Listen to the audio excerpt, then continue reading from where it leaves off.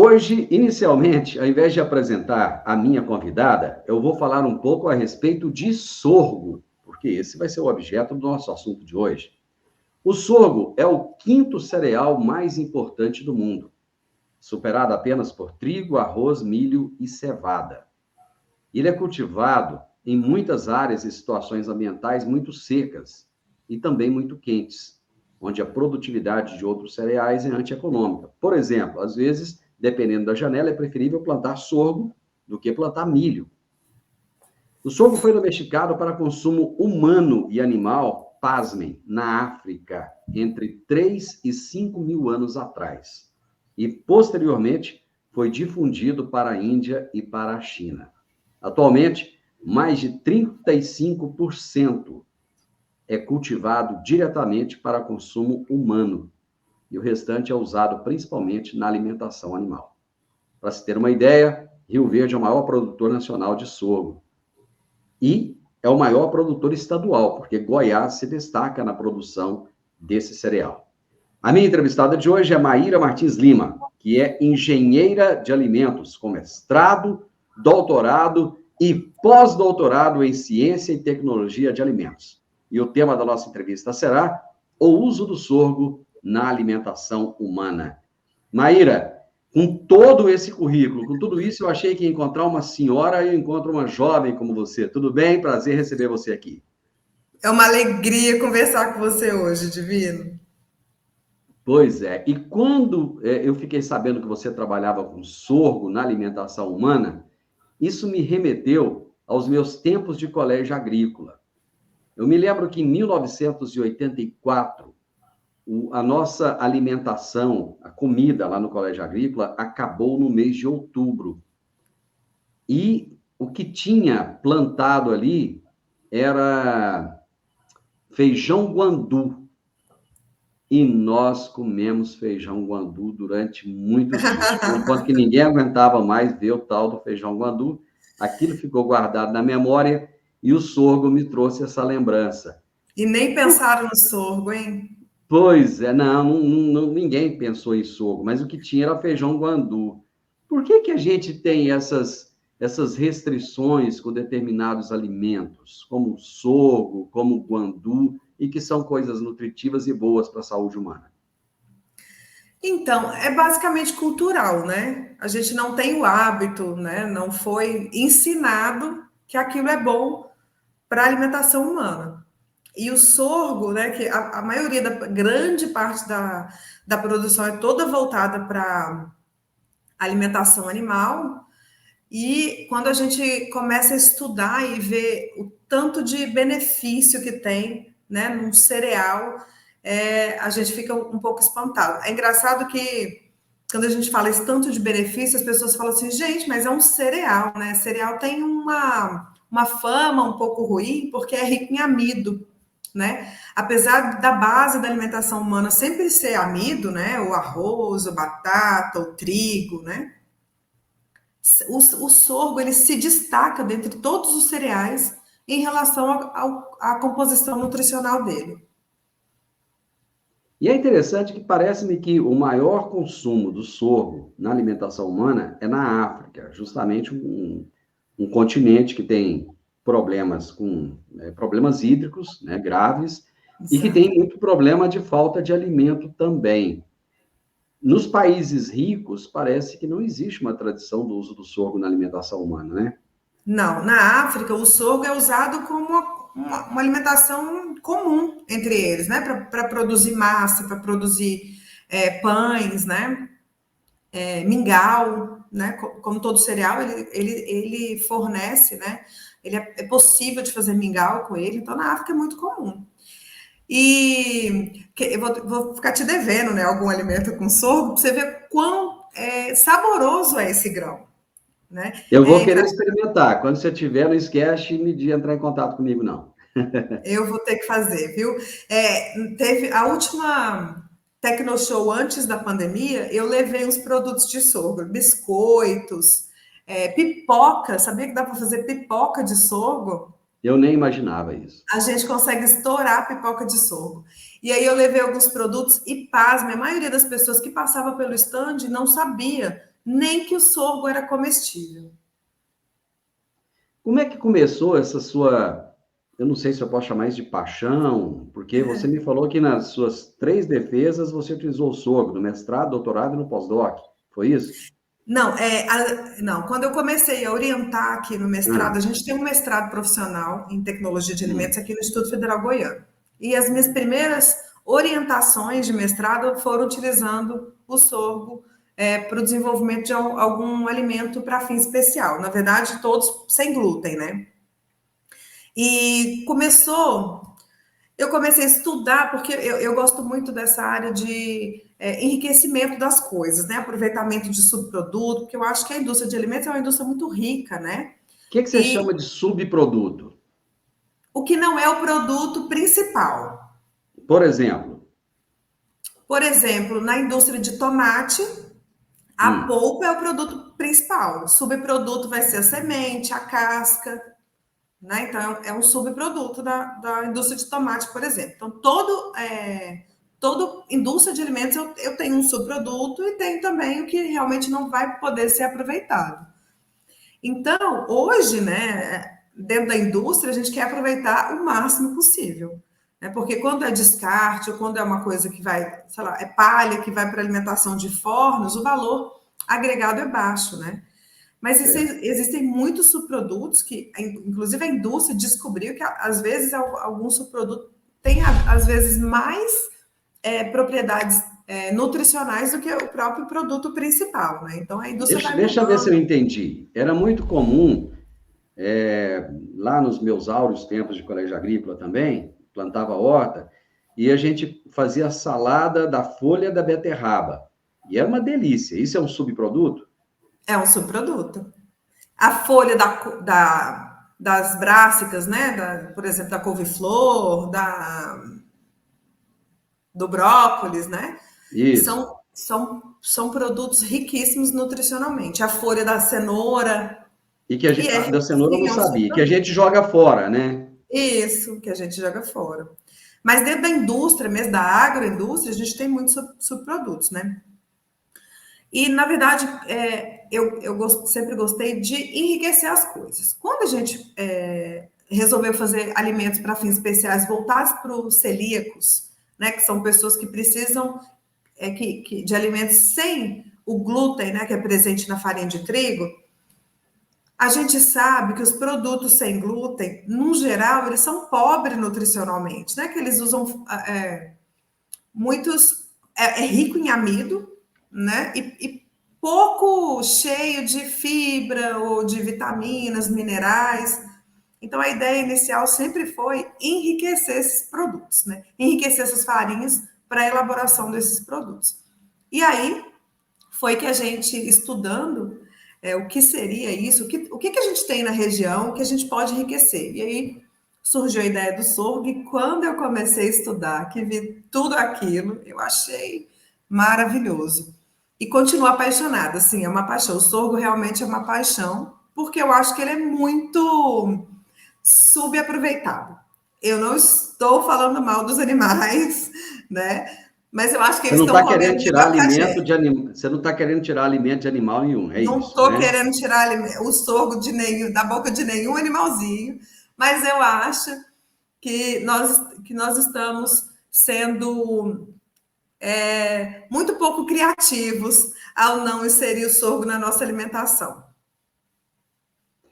De que maneira as pessoas poderiam utilizar esse sorgo no dia a dia? Você citou o exemplo aí de fazer a pipoca, de fazer biscoito. Como é que pode começar a inserir isso? Alguém está nos ouvindo agora pensando assim: ah, eu nunca pensei em comer sorgo e eu vou tentar comer. O que ele deve fazer? Parte de onde? Então, primeiro na transformação do grão em farinha, né? Então, na moagem Hum, desse sorgo. Aqui a gente usa moinhos, né?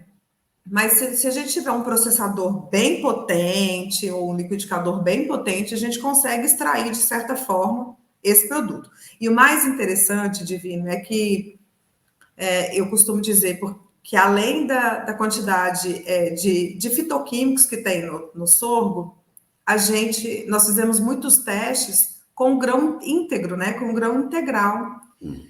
Então, Espera aí, vamos traduzir essa palavra fitoquímicos para as pessoas entenderem. Então, fitoquímicos, ou os compostos fenólicos que a gente tem muito no sorgo, eles só são falados basicamente em frutas, né? O fitoquímico da uva, quem nunca ouviu falar, né? Que a uva é cheia de fitoquímico, que beber vinho faz bem para o coração, Ah, né? isso eu já ouvi. Então, e é verdade. Então, quando a gente fala desses fitoquímicos ou desses compostos fenólicos, que são basicamente que eles trazem, eles estão relacionados a aspectos assim, ó, é antioxidante, é Hum, anticarcinogênico, já ouviu falar? sim, bastante. Cardioprotetor, então ele protege o coração. Então a uva a gente fala muito, né? O vinho a gente fala muito. Então, tudo anti, né?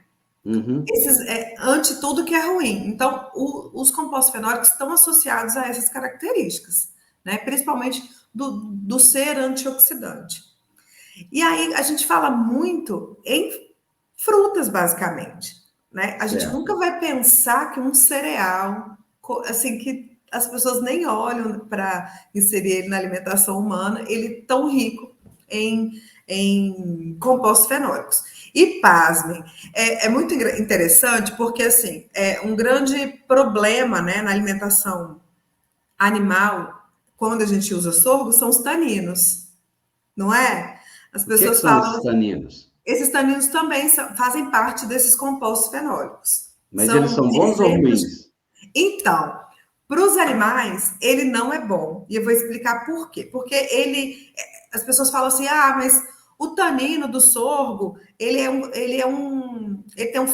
um antinutricional. O que é um anti? A gente escuta muito falar aqui. O que é um antinutricional? Significa que ele complexa com alguns nutrientes e não deixa a gente absorver esses nutrientes. No caso dos taninos do sorgo, ele complexa proteínas, basicamente. Então, é como se ele grudasse nas proteínas e não deixa o animal digerir essas proteínas.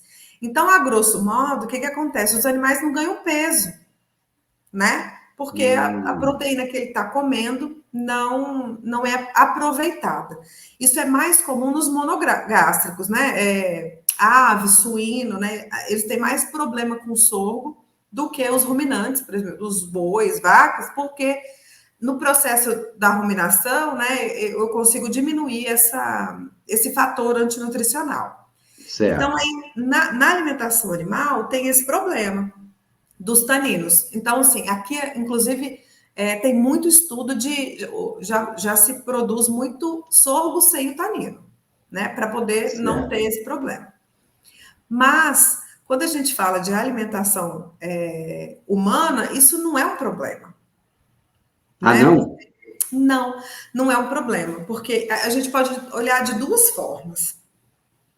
Primeiro, que nós seres humanos, a gente tem a escolha, né, dos alimentos que a gente ingere. A gente pode escolher os Ah, alimentos. Os animais não, eles só comem aquela ração que é formulada, né, na quantidade certo. exata e tal, para aquela necessidade. Nós não. Então, por mais que os taninos eles complexem essas proteínas, ou seja, eu me alimento desse sorgo e as proteínas não vão ser aproveitadas pelo meu organismo, eu vou me alimentar de outras proteínas. Eu não como só aquilo, né? Então acaba que esse Certo. balanço, esse equilíbrio, eu consigo de uma outra forma. E pensando de um outro lado, o que acontece?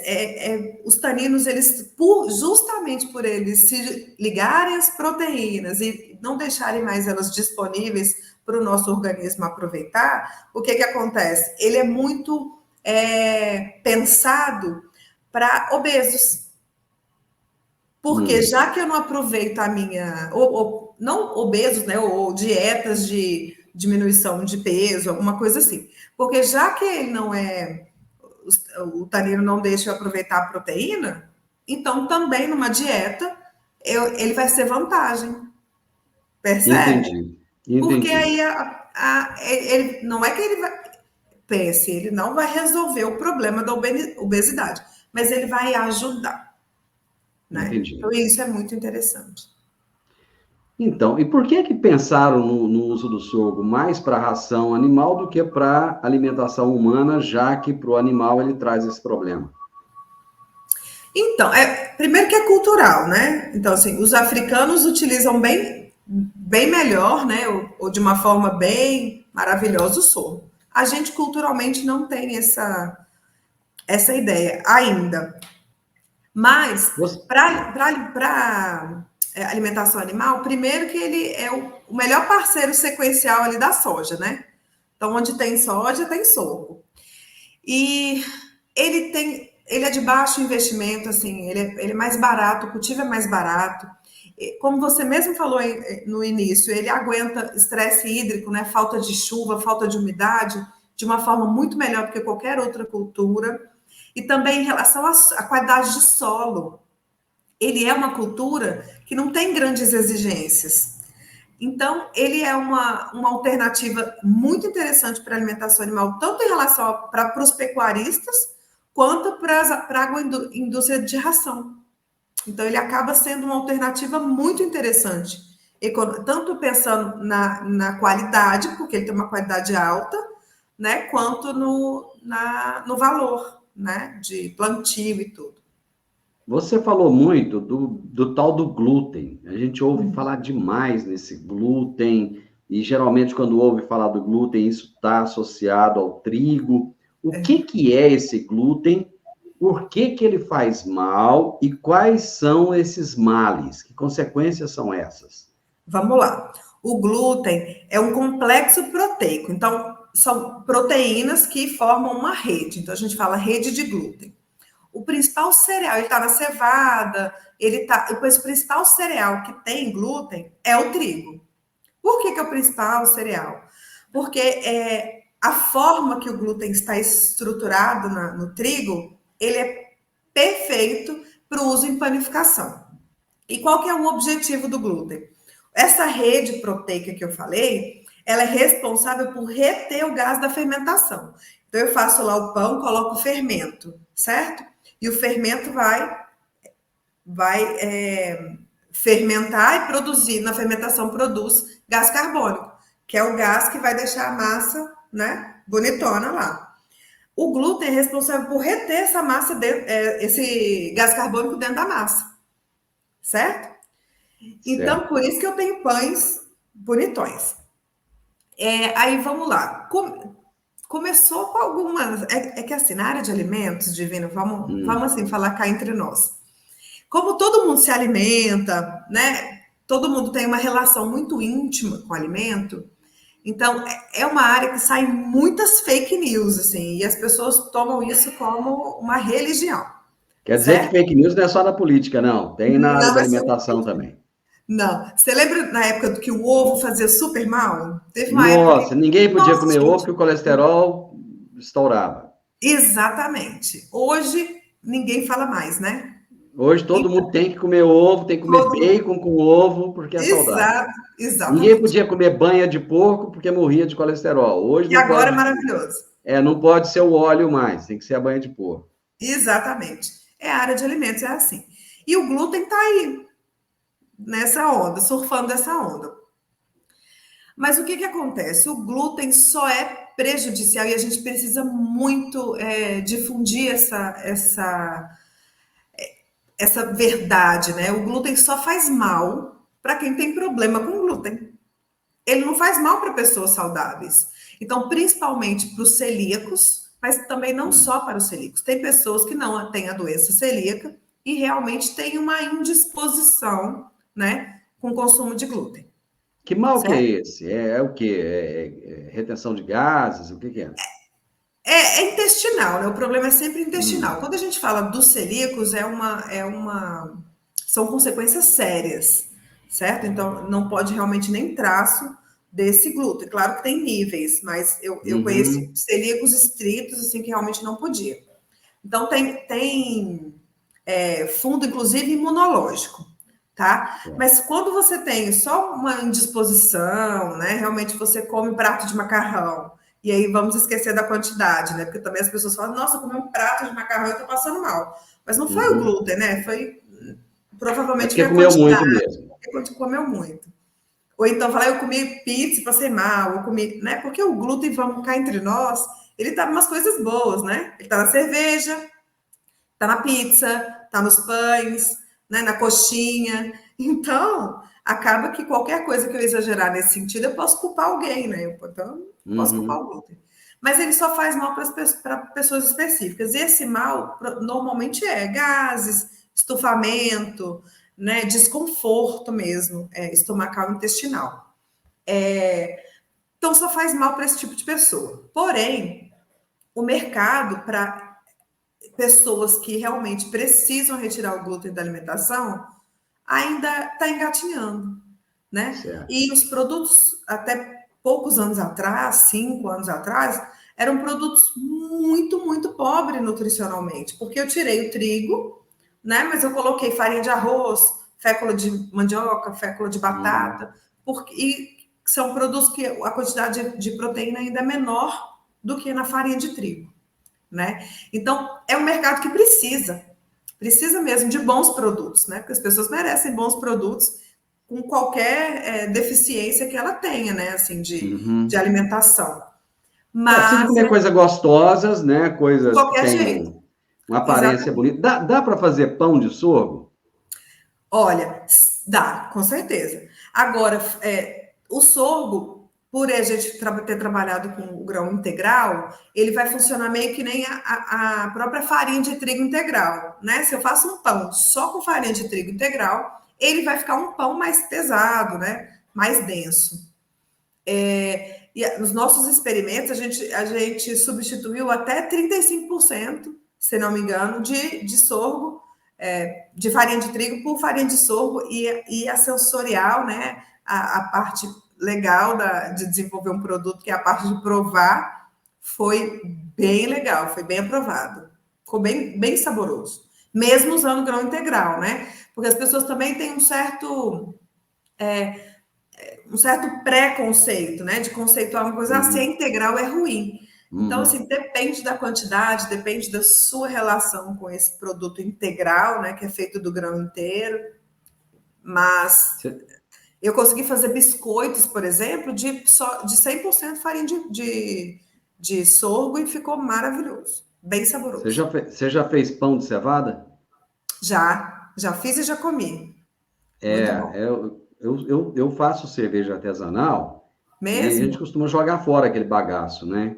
E já aconteceu de reservar uma parte daquele bagaço e fazer pão. E fica um pão Tá aí um delicioso, subproduto maravilhoso. mal aproveitado, tá vendo? Muito mal aproveitado. O pessoal joga. Aliás, hoje é um problema até. As cervejarias já entregam isso ou vendem para pessoas que trabalham com ração animal, né? Mas é algo que poderia ser melhor aproveitado na alimentação humana. Com Voltando certeza. um pouquinho, nós já estamos quase no final do nosso bate-papo aqui, mas voltando um pouquinho no seu trabalho com enriquecimento de farinhas para panificação. Onde é que você pretende chegar com isso? Você acha que a indústria vai, em algum momento, buscar esse produto que você tem produzido aí? Qual que é o fim dessa pesquisa, desse trabalho que você faz aí no IF?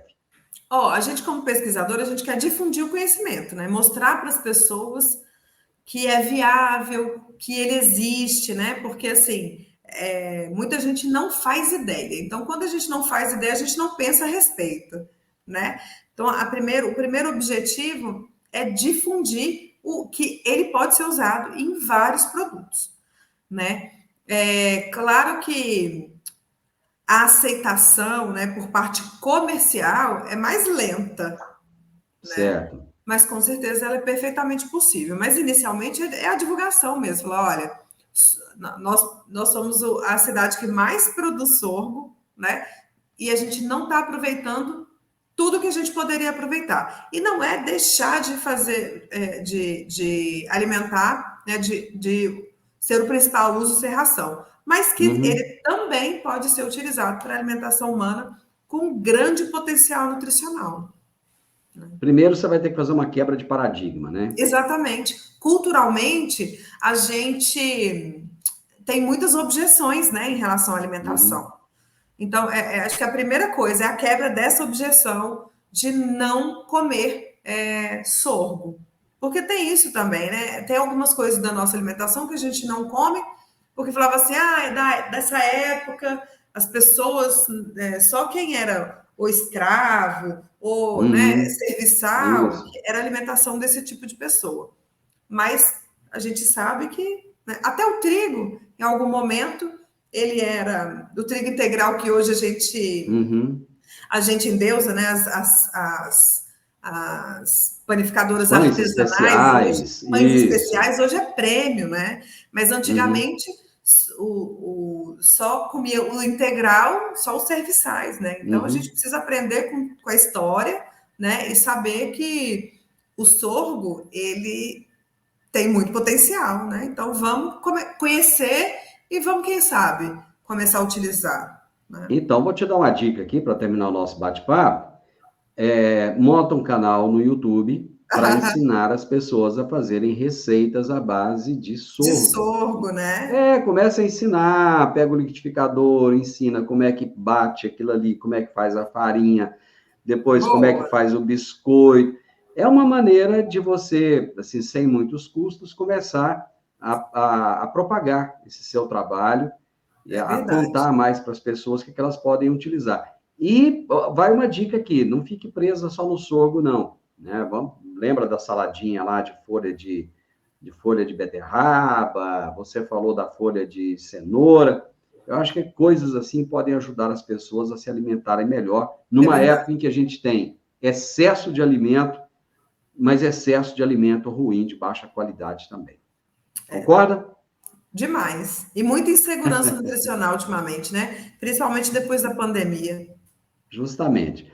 Eu vou, com certeza, esse foi o nosso primeiro bate-papo, a gente vai conversar mais sobre esse tema. Eu gostei, Estou à um tema disposição. leve, suave, eu acho que, assim, muita gente ficou curioso. Você tem algum Instagram, alguma coisa que as pessoas possam te seguir? Tem. É @ doutora Maíra, com Y, né? Ponto Martins. Lá não exatamente eu falo só sobre sorgo, né? Eu falo de alimentação de uma forma geral, né? E também muito sobre. Eu estou começando a falar sobre o processo de envelhecimento, alimentação e envelhecimento, que é uma área, como eu faço nutrição hoje, né? É uma área que eu tenho gostado muito. Então, podem seguir lá, doutora Maíra.martins, que serão muito bem-vindos. Maíra, eu adorei conversar com você, adorei ficar sabendo a respeito Foi do sorgo. ótimo. Você está me devendo algum alimento à base de sorgo para Pode experimentar. deixar. Muito obrigado e não some de mim não, viu? Estou à disposição sempre que precisar. Um abraço. Grande abraço. Gente, eu conversei hoje com a doutora Maíra Martins Lima, que é engenheira de alimentos, está fazendo agora nutrição, e ela tem mestrado, doutorado e pós-doutorado em ciência e tecnologia de alimentos. E ela faz um trabalho incrível utilizando o sorgo na alimentação humana. Você gostou dessas dicas? Gostou desse bate-papo? Escreve para mim, Divino, gostei, achei legal, achei o programa de hoje diferente, interessante. Se não gostou também, deixa o comentário que não gostou, não tem problema não, tá bom? O importante é você participar. Deixe o seu like nesse vídeo, se inscreva nesse canal e conte para as outras pessoas. Compartilhe com outras pessoas que a gente pode utilizar o sorgo na alimentação humana. Um grande abraço para você e a gente se encontra na nossa próxima prosa.